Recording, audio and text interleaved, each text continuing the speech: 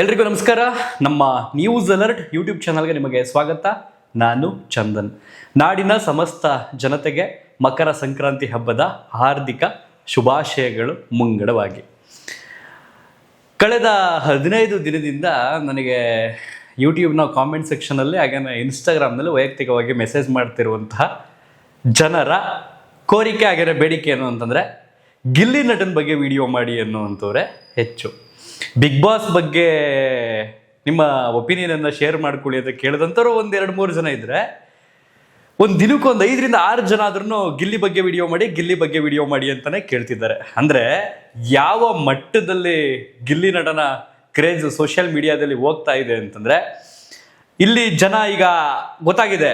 ಆದರೆ big boss ಮನೆ ಒಳಗಡೆ ಇರ್ತಕ್ಕಂಥ ಗಿಲ್ಲಿ ನಟನಿಗೆ ಈ ರೇಂಜ್ಗೆ ನನಗೆ ಕ್ರೇಜ್ ಇದೆಯಾ ಅನ್ನುವಂಥದ್ದು ಏನಾದ್ರು ಗೊತ್ತಾದರೆ ಬಹುಶಃ ಆ ವ್ಯಕ್ತಿ ಆ ಶಾಕಿಂದ ಎದ್ದು ಬರೋದಕ್ಕೆ 1 ವಾರ ಬೇಕಾಗುತ್ತೆ.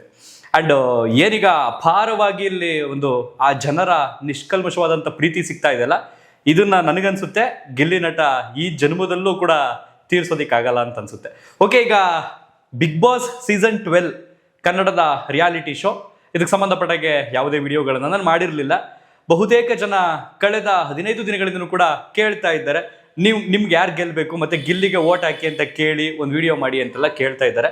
ಓಕೆ, ಒಂದು 90% ಈ ಸೀಸನನ್ನು ನಾನು ಹಾಟ್ಸ್ಟಾರಲ್ಲಿ ನೋಡಿರೋದ್ರಿಂದ ನನಗೆ ಏನು ಅನಿಸಿದೆ, ಜೊತೆಗೆ ಯಾರು ಗೆಲ್ಲಬಹುದು, ಪ್ರೆಸೆಂಟ್ ಏನು ನಡೀತಾ ಇದೆ ಸೋಷಿಯಲ್ ಮೀಡಿಯಾದಲ್ಲಿ, ಅಂದರೆ ಈಗ ವೋಟಿಂಗ್ದು ಪ್ರಚಾರ ನಡೀತಾ ಇದೆಯಲ್ಲ ಅದಕ್ಕೆ ಸಂಬಂಧಪಟ್ಟಾಗೆ, ಹಾಗೇನೆ ನಿಮ್ಗೇನಾದರೂ ಒಂದು 10 ನಿಮಿಷ ಸಮಯ ಬಿಡುವು ಇದ್ದರೆ ದಯವಿಟ್ಟು ಕೊನೆ ತನಕ ನೋಡಿ. ಒಂದಷ್ಟು ವಿಚಾರಗಳನ್ನು ಈ ಒಂದು ಶೋಕ್ ಸಂಬಂಧಪಟ್ಟಾಗಿರ್ಬೋದು, ಜೊತೆಗೆ ಪ್ರೆಸೆಂಟ್ ನಡೀತಿರ್ತಕ್ಕಂಥ ಈ ಒಂದು ವ್ಯಾಪಕವಾದಂಥ ಪ್ರಚಾರ ಆಗಿರ್ಬೋದು, ಜೊತೆಗೆ ಗೆಲ್ಲಬೇಕು, ವೋಟಿಂಗ್ ಮಾಡಬೇಕು, 99 ಓಟ್ ಹಾಕಬೇಕು, ಮತ್ತೆ ಗೆಲ್ಲಿಸಲೇಬೇಕು, ಈ ರೀತಿಯೆಲ್ಲ ಯುವ ಮನಸ್ಸು ಮಾಡಿ ಪ್ರತಿದಿನವೂ ಕೂಡ ಈ ಎಲೆಕ್ಷನ್ ನಿಂತ್ಕೊಳ್ತಾರಲ್ಲ ಅದಕ್ಕಿಂತ ಹೆಚ್ಚಾಗಿ ಕ್ಯಾಂಪೇನ್ ಮಾಡ್ತಿದಾರಲ್ಲ, ಇದ್ರ ಬಗ್ಗೆ ನನ್ನ ಅನಿಸಿಕೆಯನ್ನ ಹಂಚ್ಕೊಳ್ತೀನಿ.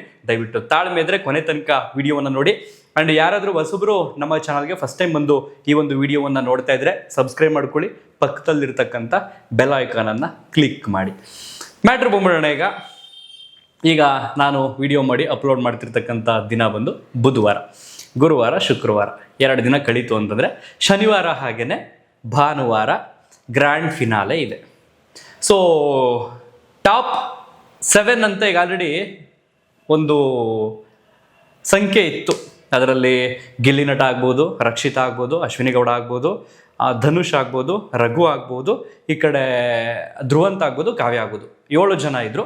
ಇವತ್ತು ಒಬ್ಬರು ನೈಟು ಎಲಿಮಿನೇಟ್ ಆಗಿ ಹೋಗ್ತಾರೆ. ಇನ್ನು ಉಳ್ಕೊಂಡಂಥ ಸಂಖ್ಯೆ ಬಂದು 6 ಜನ. ಅದರಲ್ಲಿ ಆಲ್ರೆಡಿ ಧನುಷ್ ಅವರು ಕ್ಯಾಪ್ಟನ್ ಆಗಿರೋದ್ರಿಂದ ಅವ್ರನ್ನ ಎಲಿಮಿನೇಟ್ ಮಾಡುವಂಥ ಚಾನ್ಸಸ್ ಇರಲಿಲ್ಲ. ಸೊ ಹಾಗಾಗಿ ಉಳ್ಕೊಂಡಂಥ 6 ಜನ, ಅಂದರೆ ಧನುಷ್ ಸೇರಿ 7 ಜನ ಇದ್ರು. ಸೊ 6 ಜನರಲ್ಲಿ ಈಗ 5 ಜನ ಉಳ್ಕೊಳ್ತಾರೆ, ಪ್ಲಸ್ ಧನುಷ್ ಒಬ್ಬ, 6 ಜನ ಆಗ್ತಾರೆ ಈಗ. ಸೊ ಒಬ್ಬರು ಇವತ್ತು ಎಲಿಮಿನೇಟ್ ಆಗಿ ಹೋಗಿದ್ದಾರೆ ಎನ್ನುವಂತಹ ಮಾಹಿತಿ ಬಂದಿದೆ. ಬಹುತೇಕ ಸೋಷಿಯಲ್ ಮೀಡಿಯಾದಲ್ಲಿ ನೀವು ಗಮನಿಸ್ತಾ ಇದ್ರೆ ಧ್ರುವಂತ್ ಇವತ್ತು ಎಲಿಮಿನೇಟ್ ಆಗಿದ್ದಾರೆ ಅನ್ನುವಂಥ ಒಂದು ಮಾಹಿತಿ ಬಂದಿದೆ. ಗೊತ್ತಿಲ್ಲ, ಕಾದು ನೋಡ್ಬೇಕು ಇವತ್ತು ಶೋನಲ್ಲಿ ಯಾರು ಎಲಿಮಿನೇಟ್ ಆಗ್ತಾರೆ ಇವತ್ತು ಅನ್ನುವಂಥದ್ದನ್ನು. ಇನ್ನು ಉಳಿದಂತಹ ಈ 6 ಜನ ಇದಾರಲ್ಲ, ಈ 6 ಜನರಲ್ಲಿ ಕಪ್ ಗೆಲ್ಲೋರು ಒಬ್ರೆ, ಕಿಚ್ಚ ಸುದೀಪ್ ಅವರ ಪಕ್ಕದಲ್ಲಿ ರನ್ನರ್ ಅಪ್ ಆಗೋರು ಇನ್ನೊಬ್ರು. ಒಂದು ಸೈಡಲ್ಲಿ ಕಪ್ ಗೆಲ್ತಾರೆ, ಮತ್ತೊಂದು ಸೈಡಲ್ಲಿ ರನ್ನರ್ ಅಪ್ ಆಗ್ತಾರೆ. ಇನ್ನು ಉಳಿದಂಥವರಲ್ಲಿ ಸೆಕೆಂಡ್ ರನ್ನರ್ ಅಪ್ ಅಂತ ಬರ್ಬೋದು, ಅಥವಾ 3rd place, 4th place, 5th place ಅಂತ ಬರ್ತಾರೆ. ಯಾರು ಬರಬಹುದು ಹಾಗಾದ್ರೆ? ಈಗ ನೀವು ಕೇಳ್ತೀರಿ, ಏನು ಬರ್ತಾರೆ ಇದು, ಈ ಕ್ರೇಜ್ ಎಲ್ಲ ನೋಡಿದ್ರೆ ಈ ಪ್ರಶ್ನೆ ಕೇಳ್ತಿರಲ್ಲ ನೀವು ಅಂತ. ಅಫ್ಕೋರ್ಸ್ ಆ ಒಂದು ಕ್ರೇಜ್ನ ನೋಡ್ತಾ ಇದ್ರೆ, ಆ ಒಂದು ವ್ಯಾಪಕವಾದಂಥ ಪ್ರಚಾರವನ್ನು ನೋಡ್ತಾ ಇದ್ರೆ ಯಾವುದೇ 2 ಮಾತುಗಳಿಲ್ಲ. ಇತ್ತೀಚೆಗೆ ಈ ಒಂದು ರಿಯಾಲಿಟಿ ಶೋ ಒಂದು ವ್ಯಾಪಕವಾದಂಥ ಚರ್ಚೆಗೆ ಕಾರಣವಾಗಿತ್ತು. ಅಂದರೆ ಅವ್ರಿಗೆ ಬೇಕಾದಂಥವ್ರನ್ನ ಗೆಲ್ಲಿಸ್ಕೊಳ್ತಾರೆ, ಅವ್ರಿಗೆ ಯಾರು ಇಷ್ಟ ಬರ್ತಾರೆ ಅವ್ರನ್ನ ಗೆಲ್ಲಿಸ್ಕೊಳ್ತಾರೆ, ಅವ್ರ ಚಾನಲಲ್ಲಿ ಯಾರ್ಯಾರು ಸೀರಿಯಲಲ್ಲಿ ಕೆಲಸ ಮಾಡಿರ್ತಾರೆ ಅಂಥವ್ರಿಗೆ ಜಾಸ್ತಿ ಮಣೆ ಆಗ್ತಾರೆ ಅನ್ನುವಂಥ ಒಂದು ಟೀಕೆ ಬಂದಾಗ ಚಾನಲ್ನವರು ಸ್ಪಷ್ಟನೆಯನ್ನು ಕೊಟ್ಬಿಟ್ಟಿದ್ರು. ಎಷ್ಟು ಪ್ರತಿದಿನವೂ ಕೂಡ ಏನು ನಡೆಯುತ್ತೆ, ಪ್ರತಿ ವಾರವೂ ಕೂಡ ಏನು ನಡೆಯುತ್ತೆ, ಆ ಎಲಿಮಿನೇಷನ್ ಅನ್ನುವಂಥ ಒಂದು ಭಾಗ ಬಂದಾಗ ಅದು ಜನರಿಗೆ ಬಿಟ್ಬಿಟ್ಟಿರ್ತೀವಿ, ತೀರ್ಪು ಹಾಗೇನೆ ತೀರ್ಮಾನವನ್ನ. ಜನ ಯಾರನ್ನ ಉಳಿಸಿಕೊಳ್ಳಬೇಕು ಅಂತ ವೋಟ್ ಮಾಡಿರ್ತಾರೆ, ಯಾರನ್ನ ಕಳಿಸಬೇಕು ಅಂತ ಕಡಿಮೆ ವೋಟ್ ಮಾಡಿರ್ತಾರೆ. ಅಂದ್ರೆ ಈಗ ಟಾಪ್ 1, ಟಾಪ್ 2, ಟಾಪ್ 3, ಟಾಪ್ 4 ಯಾರೀಗ ಲಾಸ್ಟ್ ಅಲ್ಲಿ ಉಳ್ಕೊಳ್ತಾರಲ್ಲ ಅಂಥವ್ರನ್ನ ಎಲಿಮಿನೇಟ್ ಮಾಡ್ಕೊಂಡು ಬಂದಿರತಕ್ಕಂಥ ಪ್ರಕ್ರಿಯೆಯೇ ಬರುತ್ತೋ. ಇದರಲ್ಲಿ ಚಾನಲ್ ಯಾವುದೇ ರೀತಿಯ ಕೈವಾಡ ಆಗಲಿ ಅಥವಾ ಕೈ ಅಳ್ಳಾಡಿಸೋದಾಗ್ಲಿ ಇಲ್ಲ ಅಂತ ಸ್ಪಷ್ಟನೆಯನ್ನ ಈ ಹಿಂದೆನೆ ಕೊಟ್ಬಿಟ್ಟಿದ್ರು. ಸೊ ಯಾವಾಗ 99 ವೋಟ್ ಅಂದ್ರೆ ಒಂದು ದಿನಕ್ಕೆ ಒಬ್ಬ ವ್ಯಕ್ತಿಗೆ 99 ವೋಟ್ಗಳನ್ನ ಮಾಡಬಹುದು ಅನ್ನುವಂಥದ್ದು ಬಂದಾಗ ಜನರಿಗೂ ಕೂಡ ಇದ್ರು ಇರ್ಬೋದು, ವೋಟಿಂಗ್ ಪ್ರಕಾರನೇ ಗೆಲ್ಲಿಸ್ತಾರೆ ಅನ್ನುವಂಥ ಒಂದು ಇತ್ತು. ಬಟ್ ಈಗ ಪ್ರೆಸೆಂಟ್ ಸೋಷಿಯಲ್ ಮೀಡಿಯಾದಲ್ಲಿ ನೀವು ಯಾವ ಪೇಜ್ ಓಪನ್ ಮಾಡ್ಕೊಂಡ್ರು ಅಲ್ಲಿ ಒಂದು ಪೋಲ್ ಅಂತ ಇರುತ್ತೆ. ಎಕ್ಸಾಂಪಲ್ ಇವಾಗ ಗಿಲ್ಲಿ ನಟ 1, ರಕ್ಷಿತಾ ಶೆಟ್ಟಿ 2, 3, 4, 5 ಹಿಂಗ್ ಬಂದಾಗ ಹಿಂಗೆ ಸಿಂಹಪಾಲು ಅಂತ ಹೇಳ್ತೀವಿ ನಾವು. ಅಂದ್ರೆ ಒಂದು ತಟ್ಟೆಲಿ ಒಂದು ಊಟ ಇರುತ್ತೆ, ಅದ್ರಲ್ಲಿ ಅರ್ಧ ಪಾಲೆ ವೋಟಿಂಗ್ ಅಲ್ಲಿ ಗಿಲ್ಲಿ ನಟನಿಗೆ ಬರ್ತಾ ಇದೆ. 100ಕ್ಕೆ ಏನಿಲ್ಲ ಅಂತಂದ್ರೂ 65-70% ಜನ ವೀಕ್ಷಕರು ಮಂದಿ ಗಿಲ್ಲಿ ನಟನಿಗೆ ಓಟ್ ಹಾಕ್ತಾ ಬರ್ತಾ ಇದ್ದಾರೆ. ಇನ್ನು ಉಳಿದಂತಹ 30% ಓಟನ್ನ ಇಡೀ ಮನೆ ಹಂಚ್ಕೊಳ್ತಾ ಇದೆ. ಅದರಲ್ಲಿ 10% ಓಟನ್ನ ರಕ್ಷಿತಾ ಶೆಟ್ಟಿಗೆ ಬೀಳ್ತಾ ಇದೆ, ಅಂದ್ರೆ ಸೆಕೆಂಡ್ ಪ್ಲೇಸ್ ಅಲ್ಲಿ. ಇನ್ನು 3ನೇ ಪ್ಲೇಸ್ಗೆ ಅಂತ ಬಂದ್ರೆ ಅಶ್ವಿನಿ ಗೌಡ ಅವ್ರಿಗೆ ಬೀಳ್ತಾ ಇದೆ. ಇನ್ನು ಉಳಿದಂತಹ 5%, 4%, 3% ಈ ರೀತಿ ಉಳಿದಂತಹ ಸ್ಪರ್ಧಿಗಳು ಹಂಚ್ಕೊಳ್ತಾ ಇರುವಂಥದ್ದು, ಅಂದ್ರೆ ಅವ್ರ ಓಟ್ ಬೀಳ್ತಾ ಇರ್ತಕ್ಕಂಥದ್ದು. ಸೊ ಈ ಪ್ರಕ್ರಿಯೆಯನ್ನ ಗಮನಿಸಿದ್ರೆ ಅಫ್ಕೋರ್ಸ್ 100ಕ್ಕೆ 101% ಗಿಲ್ಲಿ ನಟನೆ ಗೆಲ್ಲೋದು. ರನ್ನರ್ ಅಪ್ ಅಂತ ಬಂದ್ರೆ ವೋಟಿಂಗ್ ಪ್ರಕಾರ ಹೋದ್ರೆ ಈಗ ರಕ್ಷಿತಾ ಶೆಟ್ಟಿನೇ ಬರುವಂಥದ್ದು. ಥರ್ಡ್ ಪ್ಲೇಸ್ ಅಂತ ಬಂದ್ರೆ ಡೆಫಿನೆಟ್ಲಿ ಅಶ್ವಿನಿ ಗೌಡ ಆರ್ ಧನುಷ್, ಈ ಇಬ್ಬರಲ್ಲಿ ಒಬ್ಬರಂತೂ ಇದ್ದೇ ಇರ್ತಾರೆ. ಆದರೆ ಇದೆಲ್ಲವನ್ನು ಹೊರತುಪಡಿಸಿ ಚಾನಲ್ ಯಾವ ನಿರ್ಧಾರವನ್ನ ತೆಗೆದುಕೊಳ್ತಾರೆ, ಶೋನ ಆಯೋಜಕರು ಯಾವ ನಿರ್ಧಾರವನ್ನ ತೆಗೆದುಕೊಳ್ತಾರೆ ಅಂತ ತುಂಬಾ ಕುತೂಹಲವನ್ನ ನಿಮ್ಮ ಹಾಗೆ ನನಗೂ ಕೂಡ ಉಂಟಾಗಿದೆ. ರೀಸನ್ ಏನು ಅಂತಂದ್ರೆ, ಈ ಒಂದು ಶೋ ಆರಂಭವಾದಾಗ ಒಂದಷ್ಟು ಜನ ಇರ್ತಾರೆ, 17-18 ಜನ ಇರ್ತಾರೆ. ಆರಂಭದಲ್ಲಿ ಏನಾಗುತ್ತೆ ಅಂತಂದ್ರೆ ಜನರ ಕಣ್ಣಿಗೆ ಗಿಲ್ಲಿ ನಟ ಎಂಟರ್ಟೈನ್ಮೆಂಟ್ ಜೊತೆಗೆ ನಮ್ಮವನು ಅಂತ ಅನ್ಸ್ಕೊಳಕ್ ಶುರು ಆಗುತ್ತೆ. ಇತ್ತ ಅಶ್ವಿನಿ ಗೌಡರು ನೆಗೆಟಿವ್ ಆಗಿ ಕಾಣಿಸ್ಕೊಳ್ಳೋದಕ್ಕೆ ಶುರು ಆಗ್ತಾರೆ. ಸೊ ಜನರಿಗೆ ಅವತ್ತು ಏನು ಒಂದು ಫೀಲ್ ಇತ್ತಲ್ಲ, ಅದೇ ಫೀಲ್ ಇವತ್ತಿನವರೆಗೂ ಕ್ಯಾರಿ ಆಗಿದೆ ಹೊರತು 1-2-3% ಜನ ಹಿಂಗಿದವ್ರು ಹಿಂಗಾಗಿದ್ದಾರೆ. ರೀಸನ್ ಏನು ಅಂತಂದ್ರೆ, ಗಿಲ್ಲಿ ನಟನ ಕಾಮಿಡಿ ಎಷ್ಟು ಎಂಟರ್ಟೈನ್ಮೆಂಟ್ ಅನ್ನ ಕೊಡ್ತಾ ಇತ್ತೋ ಸ್ಪರ್ಧಿಗಳಿಗೆ, ಅಲ್ಲಿರ್ತಕ್ಕಂಥ ಸ್ಪರ್ಧಿಗಳಿಗೆ ಅಷ್ಟೇ ಸರ್ಕಾಸ್ಟಿಕ್ ಆಗಿ ವ್ಯಂಗ್ಯ ಆಗ್ತಿತ್ತು. ಅದು ನೋಡುವಂತಹ ಆಡಿಯನ್ಸ್ಗೆ ಯಾಕೆ ಹಿಂಗೆ ಆಡ್ತಿದ್ದಾನೆ, ಅತಿರೇಕದ ವರ್ತನೆ ಆಗ್ತಿದೆ ಅನ್ನುವಂತಹ ಮನಸ್ಥಿತಿಯಿಂದ ಕೆಲವು ಜನ ಬದಲಾದರು. ಇನ್ನು ಅಶ್ವಿನಿ ಗೌಡ ಅವರು ಆರಂಭದಲ್ಲಿ ಇದ್ದಂತ ಆ ನೆಗೆಟಿವ್ ಶೇಡ್ ಹೋಗ್ತಾ ಅಂದ್ರೆ ಈ ಒಂದು ತಿಂಗಳಿತ್ತಲ್ಲ, ಒಂದು 30 ದಿನಗಳ ನಂತರ ಚೇಂಜ್ ಆಗ್ತಾ ಬಂತು. ಕೆಲವರಿಗೆ ಇಷ್ಟ ಆದ್ರು, ಇನ್ನು ಹಲವರಿಗೆ ಇಲ್ಲ, ಇವ್ರನ್ನ ಆರಂಭದಲ್ಲಿ ನೋಡಿದ್ವಲ್ಲ ಅದೇ ಕ್ಯಾರೆಕ್ಟರ್ ಇದು, ಇನ್ನು ಬದಲಾಗಿಲ್ಲ ಅನ್ನುವಂತಹ ಮನಸ್ಥಿತಿಯಲ್ಲೇ ನೋಡುವಂತಹ ಆಡಿಯನ್ಸ್ ಇದ್ದಾರೆ. ಇನ್ನು ರಕ್ಷಿತಾ ಶೆಟ್ಟಿ ಸಂಬಂಧಪಟ್ಟ ಹಾಗೆ ವೋಟ್ ಆಗ್ತಿದಾರಲ್ಲ ಜನ, ಇಷ್ಟಪಡ್ತಿದಾರಲ್ಲ ಜನ, ಮಿನಿಮಮ್ ಒಂದು 10% ಅಂತೂ ಇದ್ದೇ ಇದ್ದಾರೆ. ಸೊ ಇದೆಲ್ಲವನ್ನು ಗಮನಿಸ್ತಾ ನೋಡ್ತಾ ಇದ್ರೆ ಇನ್ನು ಉಳಿದಂತಹ ಸ್ಪರ್ಧಿಗಳಿಗೆ 5% ಓಟು, 4% ಓಟು, 3% ಓಟು, 2% ಓಟು ಈ ರೀತಿ ಸ್ಪ್ಲಿಟ್ ಆಗ್ತಾ ಇದೆ. ಸೊ ಇಲ್ಲಿ ಸಿಂಹಪಾಲು ಅಂತ ಬಂದ್ರೆ ಡೆಫಿನೆಟ್ಲಿ ಇಲ್ಲಿ ಗಿಲ್ಲಿ ನಟನಿಗೆ 65-70% ವೋಟ್ ಆಲ್ರೆಡಿ ಸೋಷಿಯಲ್ ಮೀಡಿಯಾದಲ್ಲಿ ಬೀಳ್ತಾ ಇದೆ. ಜೊತೆಗೆ ಯಾವುದೇ ರೀಲ್ಸ್ ಗಳನ್ನ ಗಮನಿಸಿದ್ರು ಕೂಡ ಅದರಲ್ಲಿ ಗಿಲ್ಲಿಗೆ ಜಾಸ್ತಿ ವೋಟ್ ಬರ್ತಿರ್ತಕ್ಕಂಥದ್ದು. ಅಂಡ್ ಯಾವ ವರ್ಷವೂ ಕೂಡ ಇಲ್ಲದೆ ಇರತಕ್ಕಂಥ ಪ್ರಚಾರ ಈ ವರ್ಷ ಶುರು ಆಗೋಯ್ತು. ಡೆಫಿನೆಟ್ಲಿ ಇದನ್ನು ನೀವು ಕೂಡ ಗಮನಿಸಿರಲ್ಲ ಅಂತ ಅನ್ಸುತ್ತೆ, ಅಂದ್ರೆ ಊಹೆ ಮಾಡಿರ್ಲಿಕ್ಕಿಲ್ಲ ಅಂತ ಅನ್ಸುತ್ತೆ. ಆಟೋಗಳಿಗೆಲ್ಲ ಬ್ಯಾನರು, ಕಟ್ಔಟು, ಸಿನಿಮಾ ಹೀರೋಗಳಿಗಿಂತಲೂ ಹೆಚ್ಚಿನ ಪ್ರಚಾರ ಈ ಸೀಸನ್ನ ಬಿಗ್ ಬಾಸ್ ನಲ್ಲಿ ನಡೆದೋಯ್ತು. ಅದಕ್ಕೆ ಕಾರಣ ಏನು ಅಂತಂದ್ರೆ, ಅಶ್ವಿನಿ ಗೌಡ ಅವ್ರಿಗೆ ಸಂಬಂಧಪಟ್ಟಾಗ ಒಂದಷ್ಟು ಕಾರ್ಗಳಿಗೆ ಹಿಂದೆ ಆ ಪೋಸ್ಟರ್ ಅಂದ್ರೆ ಸ್ಟಿಕರ್ ಮಾಡಿಸ್ಕೊಂಡು ಯಾವಾಗ ಪ್ರಚಾರ ಶುರು ಆಗುತ್ತೆ, ಗಿಲ್ಲಿ ನಟನಿಗೆ ವಿತೌಟ್ ಎನಿ ಎಕ್ಸ್ಪೆಕ್ಟೇಷನ್ಸ್ ಆಟೋಮೆಟಿಕ್ ಜನನೇ ಬೀದಿಗಿಳಿದ್ಬಿಟ್ಟು ಪ್ರಚಾರ ಮಾಡೋದಕ್ಕೆ ಶುರು ಆಗೋಗ್ತಾರೆ. ರಾಮನಗರದಿಂದ ಚನ್ನಪಟ್ಟಣ, ಚನ್ನಪಟ್ಟಣದಿಂದ ಮದ್ದೂರು, ಮದ್ದೂರಿಂದ ಮಳವಳ್ಳಿ ಪಾದಯಾತ್ರೆ, ಜೊತೆಗೆ ಪೊಲಿಟಿಕಲ್ ನಾಯಕರು ಕೂಡ, ರಾಜಕೀಯ ನಾಯಕರು ಕೂಡ ನಮ್ಮ ಹುಡುಗನಿಗೆ ಓಟ್ ಹಾಕಿ ಅಂತ ಕೇಳ್ಕೊಳ್ಳುವಂಥ ರೇಂಜ್ಗೆ ಪ್ರಚಾರ ಈ ಸಲ ಬಂದಿದೆ ಅಂತಂದ್ರೆ ನಾವು ನೀವು ಊಹೆನೂ ಕೂಡ ಮಾಡ್ಕೊಳ್ಳಿಕ್ಕೆ ಆಗ್ತಾನೆ ಇರಲಿಲ್ಲ ಈ ಒಂದು ಟಾಪಿಕ್ನ. ಸೊ ಈಗ ಚಾನಲ್ನವರು ಅಥವಾ ಶೋ ಆಯೋಜಕರು ಯಾವ ನಿರ್ಧಾರವನ್ನು ತೆಗೆದುಕೊಳ್ತಾರೆ ಅನ್ನುವಂಥದ್ದೇ ಇರುವಂತಹ ಮುಖ್ಯವಾದಂತಹ ಡಿಸಿಷನ್. ಅಂದ್ರೆ ಈಗ ಗಿಲ್ಲಿ ನಟನ ವಿಚಾರದಲ್ಲಿ ಬಂದ್ರೆ ಎಂಟರ್ಟೈನ್ಮೆಂಟ್ 100ಕ್ಕೆ 100% ಕೊಟ್ಟಿದ್ದಾನೆ. 1-2-3% ಇರಿಟೇಟ್ ಆಗಿರಬಹುದು, ಅಂದ್ರೆ ಸ್ಪರ್ಧಿಗಳ ಜೊತೆ ಮಾತನಾಡುವಂತಹ ಸಂದರ್ಭದಲ್ಲಿ ಬಳಸುವಂತಹ ಭಾಷೆ ಆಗಿರ್ಬೋದು, ಅದು ನೋಡುವಂಥ ವೀಕ್ಷಕರಿಗೆ ಅಸಮಾಧಾನ ಉಂಟಾಗಿರ್ಬೋದು ಆ ಸಂದರ್ಭದಲ್ಲಿ. ಸೊ ಇನ್ನು ಎಂಟರ್ಟೈನ್ಮೆಂಟ್ ಅಂತ ಬಂದ್ರೆ ಈಗ ನಾವು ಗಮನಿಸ್ಬೋದು, ಏನ್ ಎಂಟರ್ಟೈನ್ಮೆಂಟ್ ಕೊಡ್ತಾನೆ ಗುರು, ನಾರ್ಮಲ್ ಕಾಮಿಡಿ ಮಾಡ್ತಾನೆ ಅಂತ ಕೆಲವರು ಅನ್ನಬಹುದು. ಅದು ಯಾರು ಅಂತಂದ್ರೆ, ಈ ಪ್ರತಿದಿನ 9:30 10:30 10:40 ಮುಗಿಯುತ್ತಲ್ಲ ಶೋ, ಅಂದ್ರೆ 1 ಗಂಟೆ 1-1/4 ಗಂಟೆ ಶೋ ನೋಡ್ತೀವಲ್ಲ, ಸೊ ಆ ವೀಕ್ಷಕರು ಅನ್ಬೋದು. ಬಟ್ 24x7 ಅಂತ ಏನೀಗ ಹಾಟ್ಸ್ಟಾರ್ ನಲ್ಲಿ ಪ್ರತಿದಿನ ಬರುತ್ತಲ್ಲ, ಅದನ್ನ ನೋಡುವಂತಹ ವೀಕ್ಷಕರಿಗೆ ಗಿಲ್ಲಿ ನಟನಿಂದ ಹೆಚ್ಚಿನ ಎಂಟರ್ಟೈನ್ಮೆಂಟ್ ಸಿಕ್ಕಿರ್ತಕ್ಕಂಥದ್ದು. ಅದನ್ನ ಮರಿಬಾರ್ದು. ಯಾಕೆಂದ್ರೆ 24 ಗಂಟೆ ನಡೆಯುವಂಥದ್ದನ್ನ 1-1/4 ಗಂಟೆ ಡ್ಯೂರೇಷನ್ಗೆ ತಂದಿಡುವಂಥದ್ದು ಪ್ರತಿದಿನದ ಎಪಿಸೋಡ್ ಅಲ್ಲಿ. ಸೊ ಇನ್ನು ಉಳಿದಂತಹ 23 ಗಂಟೆ ಏನ್ ನಡೆದಿರುತ್ತಲ್ಲ ಅದೆಲ್ಲವನ್ನು ಕೂಡ ಪ್ರಸಾರ ಮಾಡೋದಕ್ಕಾಗಲ್ಲ. ಸೊ ಹಾಗಾಗಿ ಎಷ್ಟೋ ಜನ ಆ ಲೈವ್ ನಲ್ಲಿ ನೋಡಿ ಆತನನ್ನ ತುಂಬಾ ಇಷ್ಟಪಟ್ಟಿರ್ತಕ್ಕಂಥದ್ದು. ಇನ್ನು ಏನಾದ್ರೂ ಶೋ ಆಯೋಜಕರು ಓಟಿನ ಜೊತೆಗೆ, ಅಂದ್ರೆ ಪ್ರತಿ ಬಾರಿಯಂತೆ ಯಾರಿಗೆ ಎಷ್ಟು ಓಟ್ ಬರುತ್ತೆ ಅವರನ್ನೇ ನಾವು ಗೆಲ್ಲಿಸ್ತೀವಿ ಅಂತ ಡಿಸೈಡ್ ಮಾಡಿದ್ರೆ, ನಾನು ಆಗ್ಲೇ ಆಲ್ರೆಡಿ ಹೇಳಿದಾಗೆ ಕ್ರಮಾನುವಾಗಿ ಗಿಲ್ಲಿ ನಟ ಫಸ್ಟ್ ಬಂದ್ರೆ ಫಸ್ಟ್ ರನ್ನರ್ ಅಪ್ ಆಗಿ ರಕ್ಷಿತಾ ಶೆಟ್ಟಿ ಬರ್ತಾರೆ, ಸೆಕೆಂಡ್ ರನ್ನರ್ ಅಪ್ ಆಗಿ ಅಶ್ವಿನಿ ಗೌಡ ಬರ್ತಾರೆ, ಇಲ್ಲ ಧನುಷ್ ಬರ್ತಾರೆ, ಇಲ್ಲ ರಘು ಬರ್ತಾರೆ, ಇನ್ನು ಉಳಿದಂತೆ ಕಾವ್ಯ ಇರ್ತಾರೆ ಲಾಸ್ಟಲ್ಲಿ. ಸೊ ಧ್ರುವಂತ್ ಅವರು ಆಲ್ರೆಡಿ ಎಲಿಮಿನೇಟ್ ಆಗಿದ್ದಾರೆ ಅಂತ ಒಂದು ಮಾಹಿತಿ ಇದರಿಂದ ಈ ಟಾಪಿಕ್ ಇಂದ ಅವರು ಕ್ವಿಟ್. ಸೊ ಇದಿಷ್ಟು ನಡೆಯುತ್ತೆ.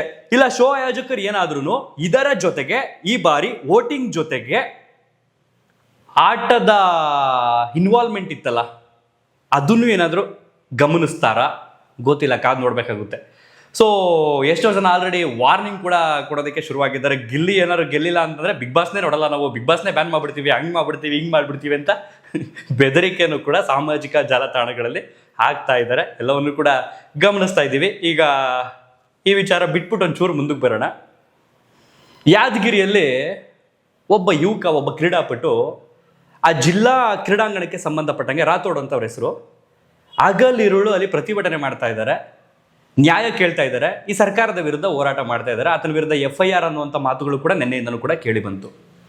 ಅದಕ್ಕೆ ಸಂಬಂಧಪಟ್ಟ ಹಾಗೆ ಸಾಮಾಜಿಕ ಜಾಲತಾಣಗಳಿಗೆ ಏನು ಪ್ರತಿದಿನ ಈಗ ಗಿಲ್ಲಿ ನಟನಿಗೆ ಏನಿಲ್ಲ ಅಂತಂದ್ರು, ಅಥವಾ ರಕ್ಷಿತಾ ಶೆಟ್ಟಿಗೆ, ಅಥವಾ ಅಶ್ವಿನಿ ಗೌಡಗೆ, ಅಥವಾ ಇನ್ನುಳಿದಂಥ ಸ್ಪರ್ಧಿಗಳಿಗೆ ಏನಿಲ್ಲ ಅಂತಂದ್ರು ಕೋಟಿ ಕೋಟಿ ವೋಟ್ಗಳು ಬಂದಿರುತ್ತೆ. ಅನೌನ್ಸ್ ಮಾಡ್ತಾರೆ ಶನಿವಾರ ಅಥವಾ ಭಾನುವಾರ, ನಿಮಗೂ ಕೂಡ ಗೊತ್ತಾಗುತ್ತೆ. ಒಂದು ಎಂಟರ್ಟೈನ್ಮೆಂಟು, ಒಂದು ರಿಯಾಲಿಟಿ ಶೋ, 120 ದಿನ ನಡೆಯುವಂಥ ಒಂದು ಶೋ, ಒಂದು ಕಿರುತೆರೆ, ಒಂದು ಜನಪ್ರಿಯ ಶೋ. ಇದಕ್ಕೆ ನಮ್ಮ ಜನ ಇಷ್ಟೊಂದು ಇನ್ವಾಲ್ವ್ಮೆಂಟು, ಇಷ್ಟೊಂದು ಪ್ರೀತಿ, ಕೆಲಸ ಕಾರ್ಯ ಎಲ್ಲ ಬಿಟ್ಬಿಟ್ಟು ಜೈ ಅನ್ನುವಂಥ ಮನಸ್ಥಿತಿ ಇದೆ. ಇಲ್ಲೊಂದು ರಿಯಲ್ ಆಗಿ ನಡೀತಾ ಇದೆ ಅಲ್ಲ ಗುರು, ಒಂದು ಸ್ಟೋರಿ ಸಾಮಾಜಿಕವಾಗಿ. ಎಷ್ಟೋ ಯುವಕರ ಪರವಾಗಿ ಒಬ್ಬ ಯುವಕ, ಒಬ್ಬ ಕ್ರೀಡಾಪಟು ಆ ಒಂದು ಫೈಟ್ ಮಾಡ್ತಾನಲ್ಲ, ಅದ್ರ ಬಗ್ಗೆ ಯಾರದೇ ಧ್ವನಿ ಇಲ್ಲ. ಯಾವುದೇ ಕಾಮೆಂಟ್ಸಲ್ಲಿ ನ್ಯಾಯ ಸಿಗಬೇಕು ಅಂತ ಬಯಸುವಂಥ ಮನಸ್ಥಿತಿಗಳಿಲ್ಲ. ಯಾಕೆ ನಮ್ಮ ದೇಶ ಉದ್ಧಾರ ಆಗ್ತಾ ಇಲ್ಲ ಅಂತಂದರೆ ಈ ಥರದೊಂದು ನೈಜ ಉದಾಹರಣೆಗಳನ್ನು ಎಕ್ಸಾಂಪಲ್ ಆಗಿ ಕೊಡಬಹುದು. ಇನ್ನು ನನ್ನ ಪ್ರಕಾರ ಈ ಕ್ಯಾಂಪೇನ್ ಮಾಡ್ತಾ ಇದ್ದೀರಲ್ಲ, ದಯವಿಟ್ಟು 99 ಓಟ್ ಹಾಕಿ, ದಯವಿಟ್ಟು 99 ಓಟ್ ಹಾಕಿ ಅಂತ, ನಿಮ್ಮ ಊರುಗಳಲ್ಲಿ ನಡೀತಾವಲ್ಲ ಎಲೆಕ್ಷನ್ನು, ಅಲ್ಲಿ ಬಂದು ಬರೀ ಒಂದು ಓಟ್ ಹಾಕಿದ್ರು ನಿಮ್ಮ ಊರನ್ನು, ನಿಮ್ಮ ಊರಿನ ಪರಿಸ್ಥಿತಿಯನ್ನು, ಜೊತೆಗೆ ನಿಮ್ಮ ರಾಜಕಾರಣಿಗಳ ಮನಸ್ಥಿತಿಯನ್ನು ಬದಲಾಯಿಸುವಂಥ ಶಕ್ತಿ ನಿಮ್ಮಲ್ಲಿರುತ್ತೆ. ಬಟ್ ಆ ಚುನಾವಣೆಗಳಿಗೆ ಚಕ್ಕರ್ ಹಾಕುವಂತಹ 30% ಜನ ನಮ್ಮ ಕರ್ನಾಟಕದಲ್ಲಿ ಇದ್ದಾರೆ. 65ರಿಂದ 70% ಜನ ಓಟ್ ಹಾಕ್ತಾರೆ. ಅದರಲ್ಲಿ 50% ಜನ ಕಾಸ್ಗೋಸ್ಕರನೇ ಓಟ್ ಹಾಕುವಂಥವ್ರು ಇದ್ದಾರೆ. ಇನ್ನೊಂದು 10ರಿಂದ 15% ಜನ ಬದಲಾವಣೆ ಬಯಸಿ ಓಟ್ ಹಾಕ್ತಾರೆ. 30% ಜನ ಓಟ್ ಹಾಕೋದಕ್ಕೆ ಊರುಗಳಿಗೆ ಬರೋದೇ ಇಲ್ಲ. ಸೊ ಒಂದು ರಿಯಾಲಿಟಿ ಶೋ ಈಗ ನಾಡಿದ್ದು ಮುಗಿದೋಯ್ತು ಅಂತಂದ್ರೆ ಗಿಲ್ಲಿ ನಟ ಆಗಿರ್ಬೋದು ಅಥವಾ ಉಳಿದಂತಹ ಸ್ಪರ್ಧಿಗಳಾಗಿರ್ಬೋದು, ಅವರವರ ಕೆಲಸ ಕಾರ್ಯಗಳಲ್ಲಿ ಬ್ಯುಸಿ ಆಗ್ತಾರೆ. ನೀವು ಎಂದಿನಂತೆ ನಿಮ್ಮ ನಿಜ ಜೀವನದಲ್ಲಿ ಬದುಕಲೇಬೇಕು, ಅದನ್ನು ಬಿಟ್ಟು ಬೇರೆ ಏನೂ ಇಲ್ಲ. ಬಟ್ ರಿಯಾಲಿಟಿ 5 ವರ್ಷ ಯಾರ ಕೈಗೋ ಕೊಟ್ಟು ಏನೇನೋ ಕೊಡ್ಕೊಂಡು ಏನೇನೋ ಮಾಡಿಕೊಂಡು ನಮ್ಮೂರು ಹಿಂಗದೆ, ನಮ್ಮೂರು ಹಂಗದೆ ಅಂತ ಅಂದ್ಕೊಂಡು ಪರಿಸ್ಥಿತಿಗಳು ನಿಮ್ಮೂರಿಗೆ ಬಂದಾಗ, ನಮ್ಮ ಬುಡಕ್ಕೆ ಬಂದಾಗ ವ್ಯಂಗ್ಯ ಆಡ್ತಿರಲ್ಲ, ಅವತ್ತು ಅರ್ಥ ಆಗೋದಿಲ್ವ ನಮ್ಮ ಜನಗಳಿಗೆ? ಇದು ರಿಯಾಲಿಟಿ ಶೋ, ಬಟ್ ಇದು ರಿಯಲ್ ಶೋ.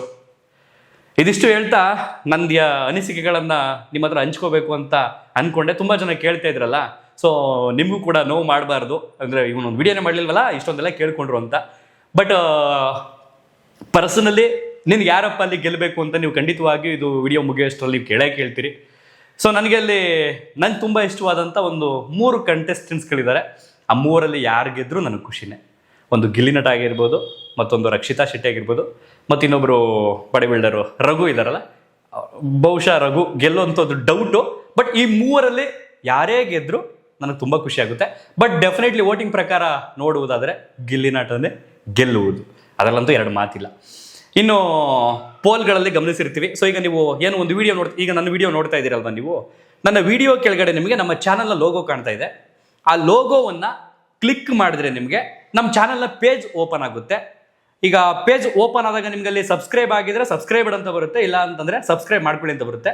ಸೊ ನೀವು ಅಲ್ಲಿ ಸಬ್ಸ್ಕ್ರೈಬ್ ಮಾಡಿಕೊಂಡು ಪಕ್ಕದಲ್ಲಿ ಹಾಗೇನೆ home, videos, shorts, live, playlist, ಹಾಗೇನೆ ಪಕ್ಕದಲ್ಲಿ ಪೋಸ್ಟ್ ಅಂತ ಇರುತ್ತೆ. POSTS ಅಂದರೆ ಒಂದು ಕಮ್ಯುನಿಟಿ ಪೋಸ್ಟನ್ನು ಕ್ರಿಯೇಟ್ ಮಾಡಿದ್ದೀನಿ. ಅಂದರೆ ವೋಟಿಂಗ್ ಲೈನ್ ಥರ. ಎಷ್ಟೋ ಜನರಿಗೆ ನೀವು ಹೇಳಿದ್ದೆಲ್ಲ ಹೆಂಗೆ ನಂಬಬೇಕು, ನಾವು ಅವ್ನಿಗೆ 70% ಬರುತ್ತೆ, 60% ಬರುತ್ತೆ ಅಂತ ಅನ್ಕೋಬೋದು. ಸೊ ಹಾಗಾಗಿ ಒಂದು ಪೋಲನ್ನು ಕ್ರಿಯೇಟ್ ಮಾಡಿದ್ದೀನಿ ಪ್ರೆಸೆಂಟ್ ಈಗ 1 ಅವರ್ ಹಿಂದೆ. ಸೊ ಅಲ್ಲಿ ಹೋಗಿ ನೀವು ನಿಮಗೆ ಯಾವ ಸ್ಪರ್ಧಿ ಗೆಲ್ಲಬೇಕು ಅಂತ ಅನ್ಸುತ್ತೆ ಆ ಸ್ಪರ್ಧಿಗೆ ಆ ಪೋಲ್ನಲ್ಲಿ ಒಂದು ವೋಟ್ ಹಾಕಿ.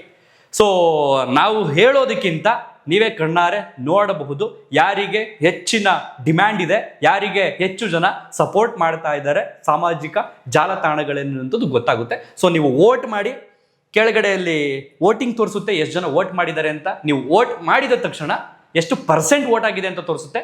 100ರಲ್ಲಿ ಯಾರಿಗೆ ಎಷ್ಟೆಷ್ಟು ಬಂದಿದೆ ಅಂತ ಗೊತ್ತಾಗುತ್ತೆ. ಕೆಳಗಡೆಯಲ್ಲಿ 1000 ಓಟು ಅಥವಾ ಲಕ್ಷ ಓಟು ಅಂತಿದ್ರೆ ಅದನ್ನ ಅಷ್ಟು ಪರ್ಸೆಂಟಲ್ಲಿ ಚೆಕ್ ಮಾಡ್ಕೊಳ್ಳಿ ಕ್ಯಾಲ್ಕುಲೇಟರಲ್ಲಿ ಎಷ್ಟು ವೋಟ್ ಬಂದಿದೆ ಅನ್ನೋಂಥದ್ದು ನಿಮಗೆ ಗೊತ್ತಾಗುತ್ತೆ. ಅಲ್ಲಿ ಮೊದಲನೇ ಆಪ್ಷನ್ ಬಂದು ಗಿಲ್ಲಿ ನಟ, ಎರಡನೇ ಆಪ್ಷನ್ ಬಂದು ರಕ್ಷಿತಾ ಶೆಟ್ಟಿ, ಯಾಕಂದ್ರೆ ಹೆಚ್ಚಿನ ವೋಟಿಂಗ್ ಬರ್ತಾ ಇರ್ತಕ್ಕಂಥದ್ದು ಇವರಿಗೇನೆ. ಸೊ ಹಾಗಾಗಿ ಇನ್ನು ಮೂರನೇ ಆಪ್ಷನ್ ಅಲ್ಲಿ ಬಂದು ಧನುಷ್ ಹಾಗೇನೆ ಅಶ್ವಿನಿ ಗೌಡ ಅವರಿದ್ದಾರೆ. ಇನ್ನು 4ನೇ ಆಪ್ಷನ್ ಅಲ್ಲಿ ಬಂದು ರಘು ಹಾಗೇನೆ ಕಾವ್ಯ ಅವರಿದ್ದಾರೆ. ಸೊ ಯಾಕೆ ಅಂದ್ರೆ 4 ಆಪ್ಷನ್ ಇರುವಂಥದ್ದು ಪೋಲ್ ಕ್ರಿಯೇಟ್ ಮಾಡೋದಕ್ಕೆ, ಹಾಗಾಗಿ 4 ಆಪ್ಷನ್ ಅಲ್ಲಿ ಇಷ್ಟು ಜನರನ್ನ ಕ್ರಿಯೇಟ್ ಮಾಡಿದ್ದೀನಿ. ಸೊ ಇಲ್ಲಿ ಗಿಲ್ಲಿ ನಟ ಒಬ್ಬನೇ ಇರೋದ್ರಿಂದ ಎಷ್ಟು ವೋಟ್ ಬರ್ಬೋದು, ಇವ್ರು ಇಬ್ಬಿಬ್ರು ಇರೋದ್ರಿಂದ ಎಷ್ಟು ವೋಟ್ ಬರ್ಬೋದು. ಸೊ ವೋಟ್ ಮಾಡಿ ತೋರಿಸಿ ನೋಡೋಣ.